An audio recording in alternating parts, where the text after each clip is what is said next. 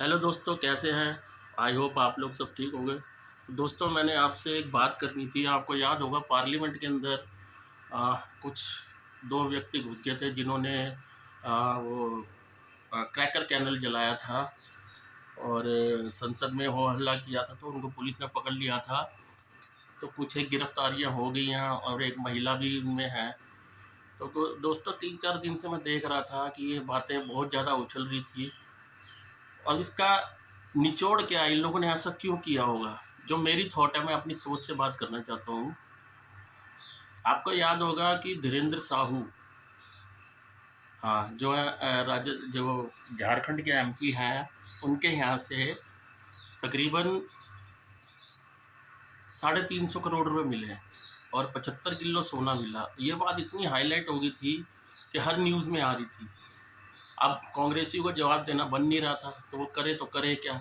ठीक है।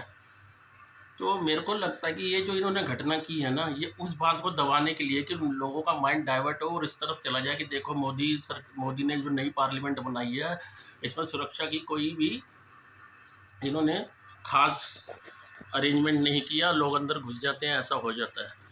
अच्छा जी, फिर इन्होंने आज राहुल गांधी जी ने एक बयान दिया कि ये जो लोग घुसे थे, ये जो मोदी सरकार की नीति चल रही है, महंगाई और बेरोजगारी, ये उसके कारण ही लोग आज संसद में घुसे थे। चलो जी, बात इनकी भी मैं मान के चलता हूँ कि महंगाई बेरोज़गारी के चक्कर में आए थे।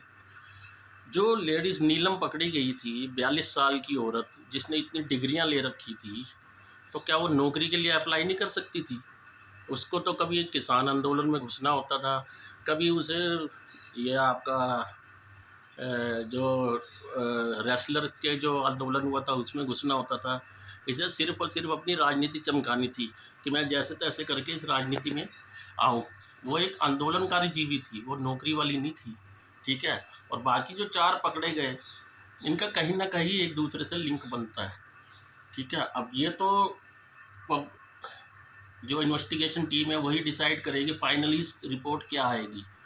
मेरे हिसाब से तो ये सिर्फ़ और सिर्फ़ मोदी जी को बदनाम करने के लिए एक और हथकंडा इन लोगों ने अपनाया, ठीक है?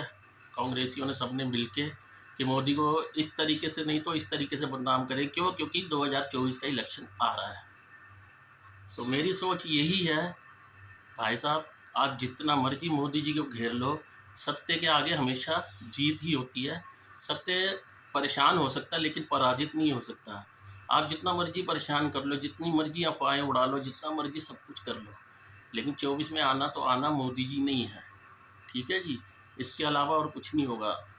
तो एक बात और मैं आपको बता देता हूँ, जो वो बंदा पकड़ा गया है आज, एक और ललित झा करके एक बंदा जो कल पकड़ा है, उसने वो जो आदमी है वो टीएमसी के नेता के साथ उसकी फ़ोटो पकड़ी गई है, उसके जो लिंक है टीएमसी के साथ आ रहे हैं नज़र।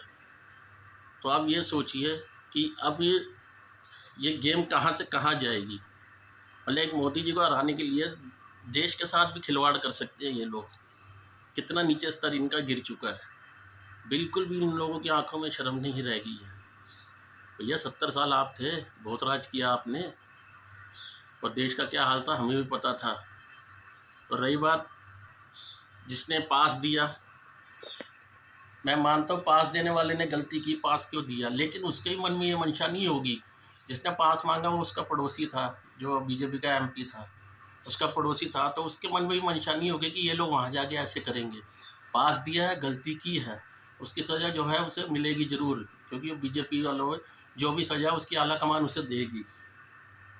लेकिन इन लोगों ने जो जघन्य काम किया है, इसकी सज़ा भी इनको ज़रूर और ज़रूर मिलनी चाहिए।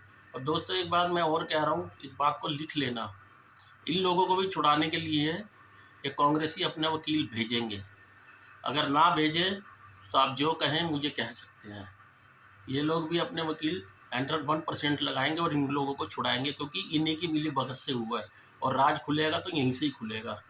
आप देख लेना, चाहे किसान आंदोलन हो, उसको हाईजैक किसने किया था आपको सब पता है, ठीक है जी?